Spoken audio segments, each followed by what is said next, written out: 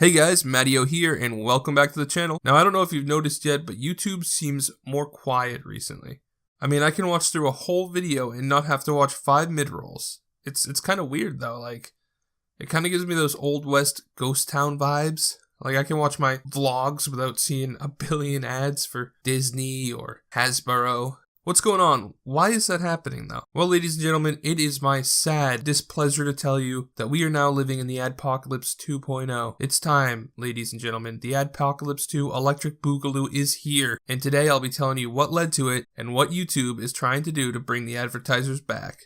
However, I'll be blunt guys, it's not looking so good for us these days. A little background information that you might need to know before getting into this topic is that the media hates YouTube. Old media is dying out, and no one really buys a newspaper anymore or goes onto the news websites that are locked behind a paywall. Hell, I don't even remember when I last sat down to watch TV. They're being replaced in droves by YouTubers, so naturally they kind of hate our site, and like my ex-wife, they're vindictive and will run with any story that allows an anti-YouTube narrative to form. But from that aside, let's get back to the main story. Now, ladies and gentlemen, there's one thing in this world that is universally hated by every single person on the planet. I'm talking Americans, I'm talking Mexicans, Europeans, black people, white people, capitalists, anarchists. Hell, even Ted Cruz. Everybody hates pedophiles. There's not a single non-pedophile person alive that doesn't hate pedophiles. And for good reason, they're the scum of the earth. A few months ago, YouTube narrowly avoided starting Adpocalypse 2.0 by taking swift action to remove these creepy, pseudo-pedophilic, and kind of just plain disturbing videos that use children's characters like Spider-Man, Elsa, and the Minions to hide under the radar and get recommended to kids. Like, there's these weird videos, stuff like Elsa getting a swirly or Minions killing each other on an escalator, weird stuff. Really weird stuff that kids shouldn't be seeing, but it was getting recommended to kids because they used the kids' characters, so it got stuck in the algorithm to show to kids. It was messed up, really. And it was called Elsagate. Now, Elsagate kind of gave the media what they needed to start running with a narrative. A narrative that claimed that YouTube wasn't a safe place for kids, and when the story was big, it was commonplace for reporters to forget to mention that YouTube took quick steps to stop it from happening. Luckily, because YouTube was quick to address this and get ahead of the story, they were able to remove a bunch of the accounts that were doing it, all the big offenders, and a lot of the small offenders too. So they got out in front of the story and stopped it from becoming a bigger problem than it was. They managed to banish all that Elsagate content to the 5th circle of hell. And thank God, because it was fucking weird. It is kind of important to note that in this scenario, YouTube took the whole process very seriously and really stepped up their enforcement on any content that was marketed towards kids, because they really didn't want to see child exploitation on the site, and they're still, to this day, very, very committed to protecting children on YouTube. Hey guys, if you're enjoying this video so far, why not like and subscribe? It really helped me out. Thanks. Now back to the video. So since YouTube was quick and on the ball with their reaction to Elsagate, the controversy died down quickly, before the media could get the whole narrative out to the advertisers. Of course, this wouldn't be the end, however. And now we meet Matt Watson. Now, I won't be showing any of Matt's video content because I don't want to help support him. I first saw Matt when I was browsing Reddit one night, and at the top of our videos, it's now the 2nd highest upvoted video of all time on the subreddit, I saw a post entitled, "YouTube is facilitating the sexual exploitation of children, and it's being monetized, 2019. Now that's a pretty condemning title, so of course I watched the video. It showed Matt Watson exposing a bunch of different videos that were made / uploaded by children with some pretty goddamn horrible stuff in the comments section. We're talking pedophilic comments and all the stuff that goes along with that. It wasn't good. And he also showed that if you clicked on one of these videos, which are basically videos of kids doing innocuous kid stuff that were being sexualized by people in the comments, but weren't actually sexual in nature in the videos. So if you click on one, you get recommended a whole bunch more. Which, I mean, that's how the YouTube algorithm works, so. And at first, I kind of agreed with him that this stuff was really messed up, but I kind of stopped agreeing with him as soon as he didn't mainly advocate for reporting the offending comments, but instead decided that the only way that he'd get this removed was to get people to email advertisers that they need to pull off of YouTube because of this. Now, it doesn't make much sense to any rational person because not only does it affect all of YouTube, it directly ignores the reporting of content that he pointed out. Now, for the most part, all the content that he pointed out was in the comments sections. Last I checked, commenters cannot monetize their comments. It only really hurts the people who upload videos to the site and monetize their content, which, seeing as most of, if not all of the videos that he showed in his video, and subsequent live streams, were completely innocent videos made and uploaded by kids, this won't even hurt anybody he's trying to. Attacking the advertisers isn't going to hurt these random kids uploading videos and them doing stuff that pedophiles for some reason latch onto. It's not going to hurt them. The kids aren't monetizing their own videos because they're kids. And making them pull out isn't going to actually do anything to the commenter who took the video and made it something demented in their own mind. It's only going to hurt the people who work on YouTube and make videos, big YouTubers, everybody from, small YouTubers like me to big YouTubers up in the sky, millions of subscribers are going to lose ads because of this. And it's just not the way to do it. I mean, these are just kids that are putting up videos to be like their favorite vlogger. It's not their fault that these pedophiles are commenting on their videos. We shouldn't focus on going after the people the kids who put up the videos. We should focus on the pedophiles who might re-upload and or comment on the videos. And to do that, I just don't think that the best way is to attack advertisers. I don't think I think that's the most roundabout way you get to any of this.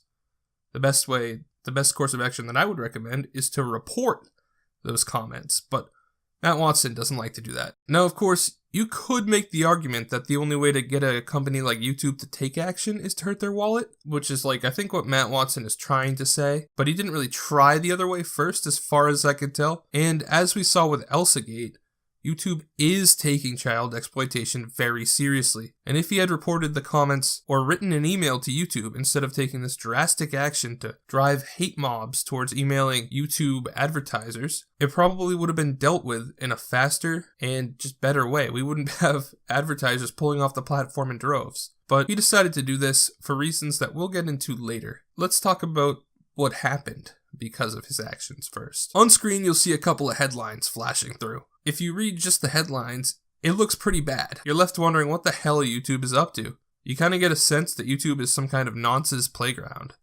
Well, in actuality, the issue is that the comment sections on kids' videos are full of nonsense. Now, I don't really want to diminish how fucking awful some of the comments that were left were, but in the end, they're just comments that take something that isn't actually explicit and try to make it so, or I guess the person leaving the comment sees it as an explicit action. There's nothing explicit about the videos, and the ability to sexualize them comes from a sick and disturbed mind. However, the coverage would make you think that YouTube was just a place where nonces were uploading their collections, which is untrue, and YouTube has perhaps the most advanced system in the world to find and remove and ban users that upload that kind of stuff. So the reporting is already misleading, and the misleading reporting is definitely not helpful with the fact that people are pulling out.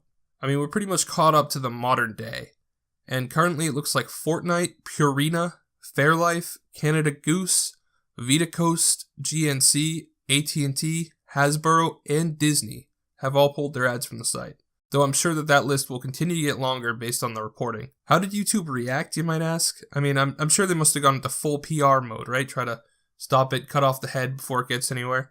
No, they did not. They were silent. Of course, if you're a YouTuber or you followed YouTube for a long time, you'll know that they actively avoid talking to creators. I mean, it's seriously like we're all on a boat and the captain just locked himself in his cabin and is refusing to tell us where we're going. But I mean, based on their action during Elsagate, we kind of assumed that they'd come out and say something about what they're doing to stop this kind of stuff from happening, and they didn't.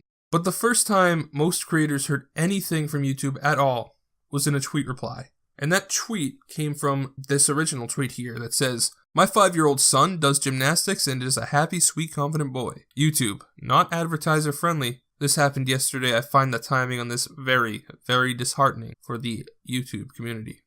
To which YouTube replied, "Hi there. For reference, over the past few days, we've taken a number of actions to better protect the YouTube community from content that endangers minors. Here's a tweet from @PhillyD for more context. With regard to the actions that we've taken, even if your video is suitable for advertisers, inappropriate comments could result in your video receiving limited to no ads. Let us know if you have any questions."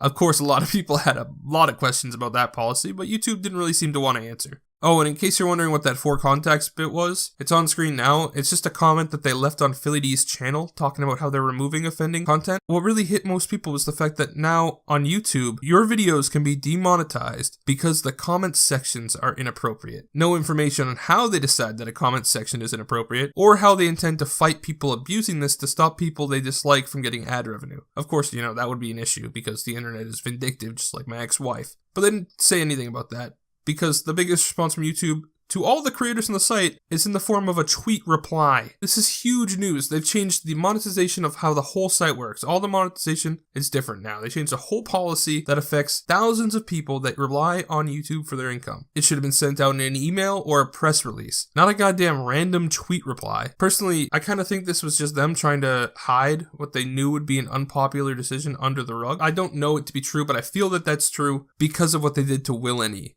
You see, without telling anybody they were going to start doing this, they decided to restrict entire channels, seemingly at random, from having comment sections at all. Will and E, a kind of like commentary YouTuber, kind of like what I do, but he does a lot of memes and stuff on the internet, and he's in a big fight with an old lady. Anyway, Will and E has had the comments section removed from every video on his entire channel due to the risk of inappropriate comments. That's the only message he got. Now, of course, how they're determining who to do this to makes no sense because Will's not a child. He's definitely doesn't have anything to do with the content that they're trying to, restrict or make safer. So why are they going after Will and E? It doesn't make any sense to me.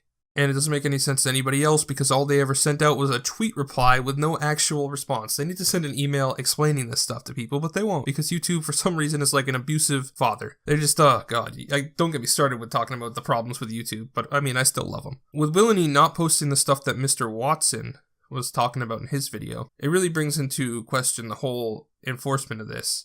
We do know now that Will and E's comments have been unrestricted on at least one of his videos. His latest video that he uploaded today, you could comment on, but when I went back and checked his other videos, you still couldn't comment on any of his other ones. So I don't know if it's been re-enabled, but he has to manually go in and unrestrict comments on all of them, or if it's just fully still done on his channel, but for some reason it didn't do the newest upload. I'm not sure. And the worst part is that we only know about it because of a tweet from Will and E. We only know that happened because of a tweet from Will and E. So how many other people did that happen to who didn't tweet it out? Who knows? We don't know. YouTube didn't tell us.